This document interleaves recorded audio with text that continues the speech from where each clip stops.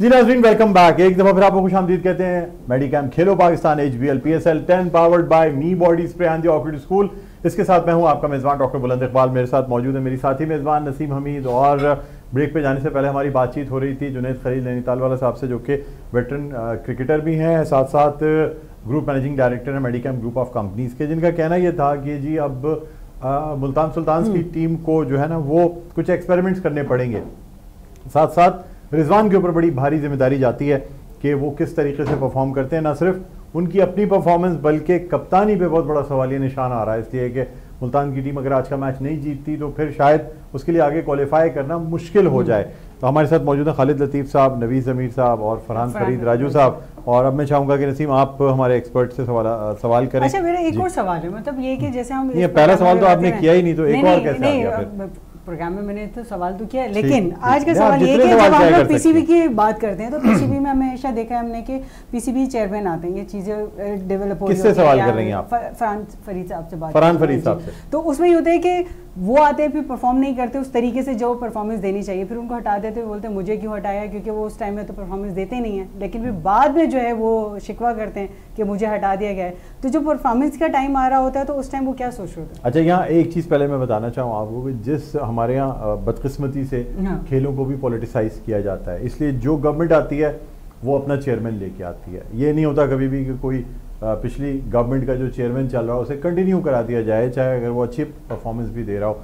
हमने इसीलिए देखा कि एक म्यूजिकल चेयर बनी रही है, जो चेयरमैनशिप की जो कुर्सी है वो यही होता है कि जी जो गवर्नमेंट आएगी उसका जो मंजूर नजर होता है उसको ले आता है। नजम सेठी साहब ने बहुत अच्छा परफॉर्म किया, PSL लाने वाले, फिर जाकिर साहब आ गए, फिर नजम सेठी साहब आ गए, फिर रमीज राजा साहब आ गए, फिर हटा दिए। मतलब ये एक चीज़ें मेरे ख्याल में पर्सनली क्रिकेट को पॉलिटिसाइज नहीं करना चाहिए। इनका ताल्लुक जो है ना वो गवर्नमेंट्स जो हैं उनको नहीं, ये बाकायदा एक इंडिपेंडेंट कमेटी होनी चाहिए जो कि क्रिकेटर्स की हो, फॉर्मर क्रिकेटर्स की, और वो जो है वो डिसाइड करें। या जिस तरीके से एक इलेक्शन इस दफ़ा कराने की कोशिश तो की गई है, मोहसिन नकवी साहब को जिस तरीके से लाया गया है बाकायदा एक इलेक्ट करा के कि जी ये हैं, लेकिन मैं समझता हूँ कि फिर भी बहैसियत इंटीरियर मिनिस्टर वो काम कर रहे हैं, तो फिर एक तो फुल टाइम देना मुश्किल होता है। फिर भी उन्होंने जो है वो स्टेडियम में बड़े काम भी कराए, नेशनल स्टेडियम में, कज़ाफी स्टेडियम में हमें बहुत तेज़ी से बिल्डिंग्स बनती नज़र आई, चीज़ें हुई। लेकिन क्या ये बिल्डिंग्स और ये तामीरात क्या हमारे क्रिकेट के मेयार को बेहतर कर सकी हैं, या फिर ये ग्राउंड्स की हद तक, बिजनेस की हद तक तो बहुत अच्छी बातचीत रही, लेकिन क्रिकेट का लेवल नीचे गया पाकिस्तान के। जी फरहान फरीद साहब क्या कहते हैं? देखिए, आपने डॉक्टर साहब बहुत तफसील से बता दिया। पहले ये अख्तियार जो है सदर के पास होता था, पाकिस्तान के सदर अनाउंस करते थे चेयरमैन को, और चेयरमैन जो है वो फिर इलेक्शन करवाते थे और अपनी पूरी जो काबीना होती थी रख करते थे। अब बदकिस्मती से ये अख्तियार सदर से ले लिए गए और वज़ीर आज़म के पास ये चले गए। अच्छा, फिर क्या होता था, इलेक्शन होते थे, बोर्ड मेंबर होते थे हर एसोसिएशन से, कराची से, लाहौर से, पिंडी से। अब वो मामला भी खत्म हो गया। अब हर टर्न कर दिया कि 3 साल के बाद फिर कराची की बारी आएगी, 3 साल के बाद फिर लाहौर की बारी आएगी।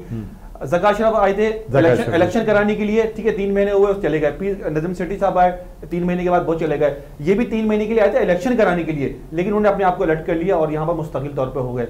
आपने बात की नसीम अशरफ साहब इमरान खान के दौर में जब आए थे तो उसके बाद फिर उनको वो परफॉर्म कर नहीं सके थे। आपने कहा था कि किस तरह हो रहा है, क्या हो रहा है। देखें, इमरान खान की अभी की नहीं, शुरू की ख्वाहिश थी जब वो शेफील्ड शील्ड खेला करते थे ऑस्ट्रेलिया के अंदर। उन्होंने कहा था कि पाकिस्तान के अंदर या तो इंग्लिश काउंटी या फिर ऑस्ट्रेलियन जैसा इंफ्रास्ट्रक्चर चाहते हैं जहां पर 6 टीमें परफॉर्म करती थी। वो कहते थे कि क्वालिटी जो है वो होनी चाहिए, तो क्वांटिटी पे नहीं जाते थे, उनको क्वालिटी क्रिकेट चाहिए थी। तो उन्होंने यहाँ पर 6 टीमों का वो कॉन्सेप्ट दिया और 6 टीमें बह गए। तो डिपार्टमेंटल खत्म कर दी, रीजन को लेके आ गए। शहर की अपनी टीमें होती थी, अब एक रीजन को 3 टीमें बना दी गई, A, B, C टीमें। लेकिन जिस तरह खालिद भाई ने कहा कि जो प्लान जिसको एग्जीक्यूट करना था वो सही तरीके से कर नहीं सके। रमीज आज़ा चले गए किसी और रुख के ऊपर। फिर रमीज आज़ा को जब ये चीज़ें समझ में नहीं आई तो वो उन्होंने क्या किया, डिपार्टमेंटल बंद तो जरूर किए थे, लेकिन डिपार्टमेंट के जो बंदे थे बोर्ड ऑफ मेंबर में थे, उनकी इनपुट होती थी, लेकिन उनको भी फारिग कर दिया गया। यहाँ पर सियासत 100% आ गई यहाँ पर, और क्रिकेट का जवाल यहाँ से शुरू हो गया। और उसके बाद फिर जब एडॉक बनी, उसके बाद नई रजिस्ट्रेशन हुई, वो रजिस्ट्रेशन भी जो है वो एक नए लोगों से कराई गई, तो पाकिस्तान के तमाम क्लब जो है वो खत्म हो गए। उसके बाद नई रजिस्ट्रेशन हुई, नए क्लब आए, जो बोर्ड मेंबर थे जिनकी इनपुट से चेयरमैन आता था वो भी नहीं आ सका। अब सारी की सारी मोनोपोली जो है वो सब चली गई है सियासी नजर पे। देखिए सिंध प्रीमियर लीग भी होती है। खालिद लतीफ़ साहब, डिपार्टमेंटल क्रिकेट की बात हो रही है, यहाँ मसला ये भी है कि वो इदारे जिनकी डिपार्टमेंटल क्रिकेट की बुनियाद पे प्लेयर्स जो हैं उनकी रोजी रोटी चला करती थी, किचन सिक्योर हो जाता था अगर कोई क्रिकेट या किसी भी स्पोर्ट्स की बुनियाद पे डिपार्टमेंट में चला जाए, वो डिपार्टमेंट ही अब प्राइवेटाइज होने जा रहे हैं या हो गए हैं, ठीक है। और जो इदारे मौजूद भी हैं, आप समझते हैं कि क्या ये डिपार्टमेंट क्रिकेट जो है प्राइवेटाइज होने के बाद भी इसी तरह चलती रहती? बिल्कुल चलना चाहिए था डॉक्टर साहब, लेकिन आपको मैं बताऊं जिस तरह प्राइवेटाइज किया जा रहा है इदारों को, और जो लोग आके बैठ रहे हैं एमडी टाइप जिनके अंडर में ये आ जाती है स्पोर्ट्स, वो एक तो स्पोर्ट्स का शौक नहीं रखते, किसी को घोड़सवारी का शौक है, किसी को कुछ शौक है, किसी को कुछ शौक है, तो वो इधर इंटरेस्ट नहीं लेते। एक उनके पास अब एक क्लीन चिट मिल चुकी है कि जी टीमें बंद कर दी थी इमरान खान साहब ने, तो वो डिपार्टमेंटल क्रिकेट सबसे ज्यादा बैंक की टीमें हुआ करती थी। अच्छा, उससे नुकसान क्या हुआ आप ये देखें कि उन्होंने एक स्पोर्ट्स खत्म नहीं किया, उन्होंने सारे स्पोर्ट्स खत्म कर दिए। स्पोर्ट्स को अब पीसीबी को हम इस वक्त पीसीबी की बात कर रहे हैं, पीसीबी अपनी हदूद में रहते हुए कोशिश कर रहा है, लेकिन जो सिस्टम लगा था उस सिस्टम को वो कभी भी जो है ना उसको मैनेज नहीं कर सकता, ना उस सिस्टम के टक्कर में कोई सिस्टम ला सकता है। आप देखें इनको वापस रिवाइज करना पड़ेगा, इसी तरह की टीम्स बननी जाएंगी। पीसीबी इवन के पाकिस्तान की जो भी गवर्नमेंट आए उन पे ये बात लागू होनी चाहिए कि स्पोर्ट्स को जो है वो कोई भी नहीं रोकेगा, ताकि स्पोर्ट्स मैन जब तक किसी भी हेल्थी माशरे में स्पोर्ट्समैन जो है ना वो बड़े जरूरी होते हैं। यहाँ पर क्रिकेट को नुकसान हुआ, स्पोर्ट्स को नुकसान हुआ, हर किस्म के स्पोर्ट्स को नुकसान हुआ।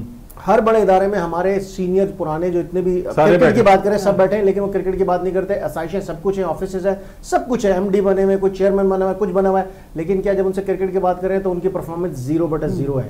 ठीक है, नवीद ज़मीर साहब आप क्या कहते हैं, यानी डिपार्टमेंटल क्रिकेट को आप सपोर्ट करते हैं, कहते हैं जी होनी चाहिए या नहीं होनी चाहिए? अब जबकि इदारे प्राइवेटाइज होने जा रहे हैं, देखिए पहले तो इस बेस पे सरकारी नौकरियां लग जाया करती थी प्लेयर्स की, और कोई एक आध अच्छा सीजन खेल के सारी उम्र के लिए पेंशन तक खिलाड़ियों को मिलती थी, सिक्योर हो जाते थे सारी चीज़ें। आप नहीं समझते इमरान खान का जो मैं समझता हूँ कि जिसकी वजह से ये उन्होंने इस चीज़ को कंडेम किया था, वो ये था कि फिर खिलाड़ी अपनी परफॉर्मेंस देना छोड़ देते थे कि जब एक पक्की नौकरी हो गई है और सारी चीज़ें चल रही हैं तो परफॉर्मेंस हो या ना हो, एक दफ़ा इदारे में आ गए तो फिर जिस तरह खालिद लतीफ़ कह रहे हैं कि जी चेयरमैन बने हुए हैं, सारी चीज़ें हैं, सारी फैसिलिटीज इस्तेमाल जरूर कर रहे हैं, लेकिन स्पोर्ट्स के लिए कोई काम नहीं कर रहे हैं। डॉक्टर साहब बेसिक वजह जो थी इमरान खान के उस वक्त में ये चेंज करने की, इसकी बेसिक वजह भी यही थी कि जो प्लेयर्स डिपार्टमेंट से खेल रहे होते थे वो एक टाइम गुजार दिया करते थे, और पैटर्न्स ट्रॉफी हो रही हो या कायदन ट्रॉफी हो रही हो उसके अंदर तो वो मतलब उन्होंने खेलना ही खेलना, नए लड़के नहीं आ पाते थे, जिसकी वजह से इमरान खान ने ये सेटअप चेंज किया था और 6 जो टीमों को जो उन्होंने वो ऑप्शन दिया था। लेकिन आप समझते हैं गलत किया, नहीं करना चाहिए। लॉस हुआ सर, मैं ये नहीं कह रहा क्रिकेटर्स का स्पोर्ट्स का ओवरऑल लॉस हुआ। हम जिस कंट्री से ताल्लुक रखते हैं, हमारे बड़े मसाइल हैं लोगों के साथ, फाइनेंशियल बड़े क्राइसिस में क्रिकेटर आ गए, ये नहीं होना चाहिए था। मैकेनिज्म ऐसा तैयार करना चाहिए था कि वो भी डिस्टर्ब ना होते और नए लड़कों को भी लाया था। हाँ, डिपार्टमेंट्स को पाबंद किया जाना चाहिए था कि भाई आपने इतने टाइम तक इन प्लेयर्स को खिलाना है, इसके बाद उनको नए लोगों को लेकर क्या उनको अपॉइंट करें, उनको भी जगह दें, उनको भी नौकरियां दें, नौकरियां सबको मिलनी चाहिए थी। सिस्टम ऐसा बनाना चाहिए था, मैं इसके हक में हूं आपसे, लेकिन जो हमारे पाकिस्तान का अलमिया क्या था कि टैलेंट सामने नहीं आ रहा था। आप समझिएगा इस बात। देखिए आपको एक बात बताऊं कि अब हमारे यहाँ जिस तरह जेवलिन थ्रो में जो अरशद नदीम जीते और उनको बड़ी प्राइजेस दिए गए, जिस वक्त नसीम ने कामयाबी हासिल की थी 100 मीटर सार्क उसमें खेलों में, ठीक है, इनसे भी बड़े वादे किए गए, नौकरी तक दी गई, सरकारी नौकरी तक दी गई, लेकिन आज तक वो वसूल नहीं हो सकी।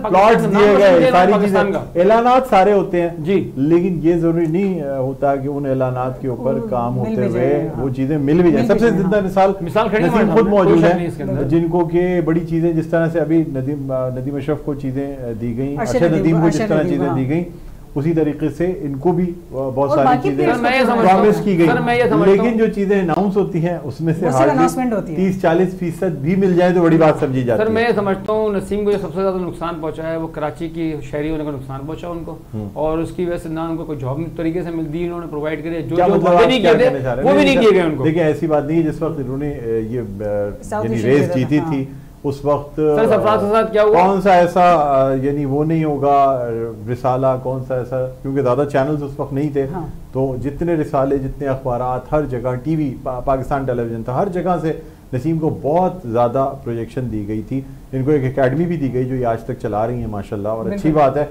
ये बड़ी बात है कि कम से कम चलें, कुछ नहीं, मैं कहता हूँ वो एकेडमी बड़ी बात है जो इनके पास मौजूद है, और वो इनके नाम पे है नसीब हमीद एकेडमी, और वो बाकायदा कोरंगी नंबर 5 पे मौजूद है जो ये चलाती है। बहरहाल यहाँ क्या ख्याल है, एक ब्रेक ले लें, आपकी इतनी बातें कर ली हैं तो बिल्कुल ब्रेक तो बनता है। और दूसरा ये कि जब हमारी जो गुफ्तगू हो रही है ना वो अभी क्रिकेट से हट गई थी, लेकिन हम वापस आएंगे मैच के ऊपर। लेकिन एक ब्रेक भी लेना बहुत ज़रूरी है। मिलते हैं ब्रेक के बाद, देखते रहिए मेडिकेम खेलो पाकिस्तान।